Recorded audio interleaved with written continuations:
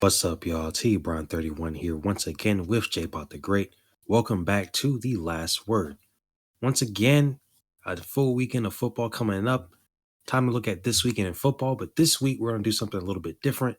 Usually we have a full slate of NFL games to talk about and one college game. We're going to flip that around because we have an insane weekend in college football with 6 top 25 matchups. We'll talk about 4 of those, but we'll start with the one NFL game we're going to talk about, which is the Monday night game, or one of them at least. The Philadelphia Eagles and the Bucks. We will both be picking the Eagles in this one. This is the only matchup of 2-0 teams to start off with. The NFC's got a bunch of them right now compared to the AFC, but I do think even though the Bucks are a little bit surprising to start this season, especially Baker Mayfield, even though they still have weapons offensively, I was surprised to see how well they started this season, especially Baker. So I do want to give them props, but I do think that after that kind of weird game for the Eagles in that first one against the Patriots, and then when they ran all over the Vikings, but still passing game wasn't amazing. I think this is finally the game where they're going to start to turn things around a little bit. Devontae Smith is questionable right now, but still got 3 days until the game. So yeah, I got the Eagles, but I think it should be a decently close game. I'll say 27-17 Philly.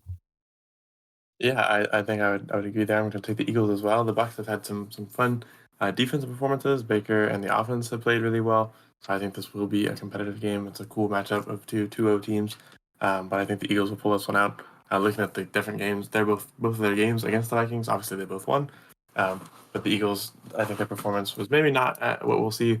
As you said, they're not going to probably have to result on running all over the Vikings, but if that starts working, I'm sure it would happen again. It's a little bit of a tougher defense in Tampa Bay, though. But yeah, I think the Eagles will improve to 3-0, and the Bucks will fall to 2-1.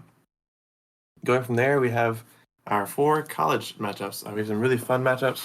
Like we said, there's 6 ranked games this weekend, but we're going to talk about 4 of the ones that we think are the biggest. And we're going to start off with number 7, Penn State, against number 24, Iowa.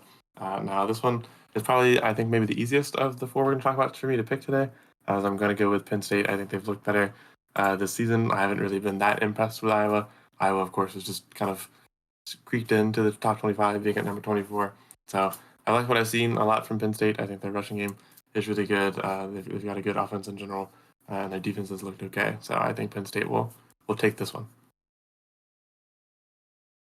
Yeah, and if they got a potential Heisman candidate at quarterback for Penn State there, I mean, they've looked, I'd say, pretty amazing, to start the season.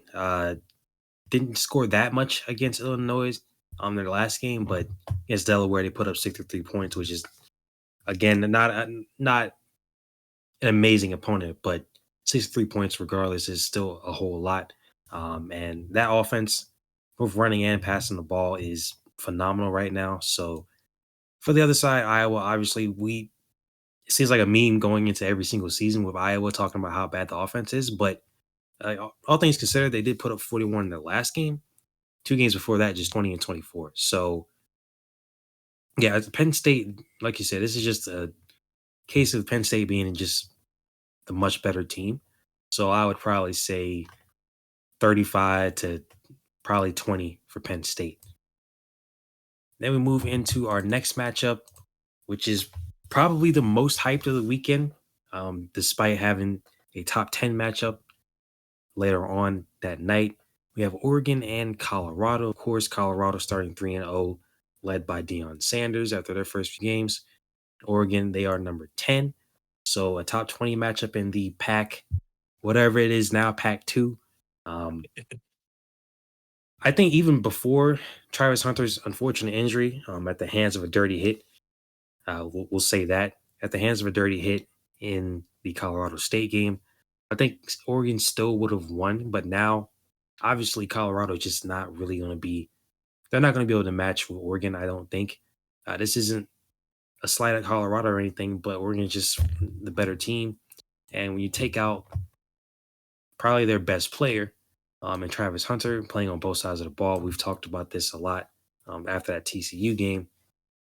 You're going to have some issues. I'm sure offensively they'll still be fine, Their issue is getting dominated on defense, and I just don't think they'll probably be able to keep up with Oregon. So I don't I don't think it'll be a domination or anything like a lot of people are saying, but I would definitely say Oregon's going to be the decisive winner. Yeah, this is one that I have to go with Oregon as well. I like Coach Prime. I like Colorado. But just looking at the Colorado's defensive performances, right? They've allowed 35 points from Colorado State, 42 from TCU, and Nebraska put up 14, which isn't crazy. And then Oregon has scored 81, 38, and 55. Now, of course, these aren't against like the best teams in the world, but that's not a positive looking matchup for Colorado's defense, which has kind of struggled this season to hold opponents down. I think Terrence is right. Colorado's offense is going to come out and play well, but the absence of Travis Hunter on both sides of the ball is going to be damaging, and I just don't think they're going to be able to pull this one off. So I'm going to go with Oregon. Probably a high scoring game. I don't expect like a beat down from Oregon. I think Colorado will probably keep up, but I think they're gonna get outran here. From there, we will go to Ole Miss and Alabama, 15 versus 13 in that order. And I am going to take Ole Miss. I think I took Alabama earlier this season against Texas, and I said how I really wanted Texas to pull it out, and they did. And then Alabama has not had a great time with their quarterbacks. Quarterback Jalen Monroe has not been the most impressive guy on the field, and Ole Miss has played really really well. So I think that there's not a big gap between where these two teams are ranked, and Ole Miss has looked really really good. Of course, again, not really having played the most impressive teams this year, but they have looked pretty good. Alabama's 17-3 win over UCF was not the most impressive thing in the world, whereas Ole Miss has handled Georgia Tech 48-23, Tulane 37-20, and beat their first opponent 73-7. But I mean, again, not the biggest teams in the world. So I'm going to take Ole Miss in an upset here. I'm not even sure if it's really that much of an upset at this point in the season. Alabama just hasn't really impressed me this year. I know I said word for word in a previous episode that I am an Alabama hater, but this one does come from a genuine position of I've just not really liked what I've seen, and I think Ole Miss has more upside. See, I'm conflicted here because it seems like Ole Miss is kind of the obvious pick here, considering how Alabama's played. Um, but this is also like the perfect game for everybody to get the kind of hopes down on Alabama, start to doubt them, and then Alabama comes out and goes crazy. But yeah, I'll agree. I'll go Ole Miss here. Last week, Alabama played UCF. You mentioned it, 17-3. They were 10-3, going into the fourth quarter. So it wasn't really until way late in the game that Alabama took that 17-3 lead to finish it. The whole QB roulette thing they're doing, so they went with Jalen Milroe for the first two games. We obviously talked about his struggles against Texas.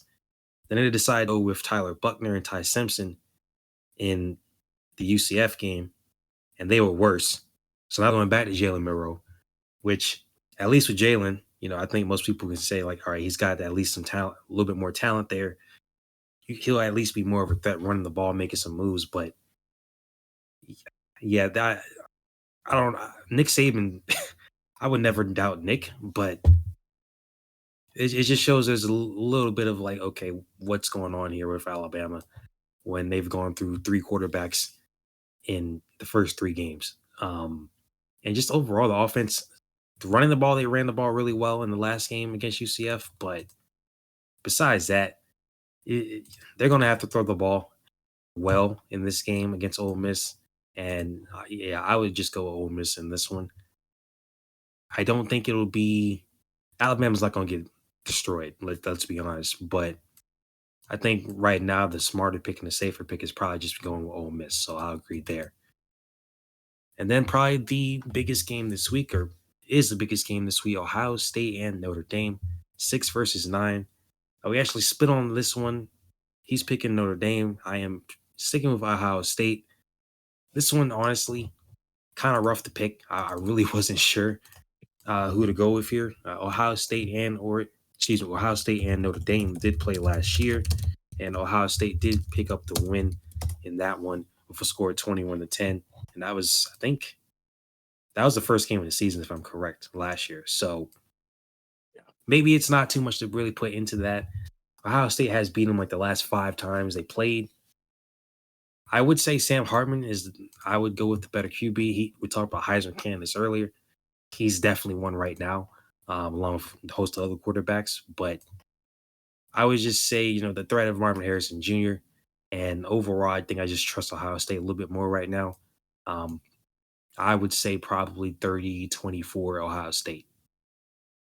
Yeah, this was a hard one to pick. This is our split for the day. I'm going with Notre Dame, going against I think even most of the analysts. A hard pick. I do trust Sam Hartman more at quarterback. I think he's going to be able to play well. I like Audric Estime. I think that's going to be really explosive on the ground. It is hard to pick against Marvin Harrison Jr. though. That's a scary pick to make. So I don't think the Notre Dame's going to come in and like embarrass OSU. Again, even if they do pull off this upset, they're only three seats below, so it's not the craziest thing in the world.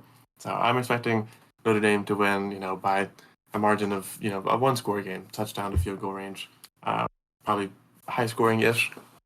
So it's not the most confident pick that I've ever made, but I do trust Notre Dame. I think they've looked good this season. Both these teams have, and of course Ohio State has the history against Notre Dame. But I think Notre Dame is due for a big win. I think Sam Hartman, looking for that Heisman, is going to be able to come in and show off. So I'm going to pick Notre Dame. I won't be too shocked if it doesn't go through. But this is a split that I feel somewhat confident on.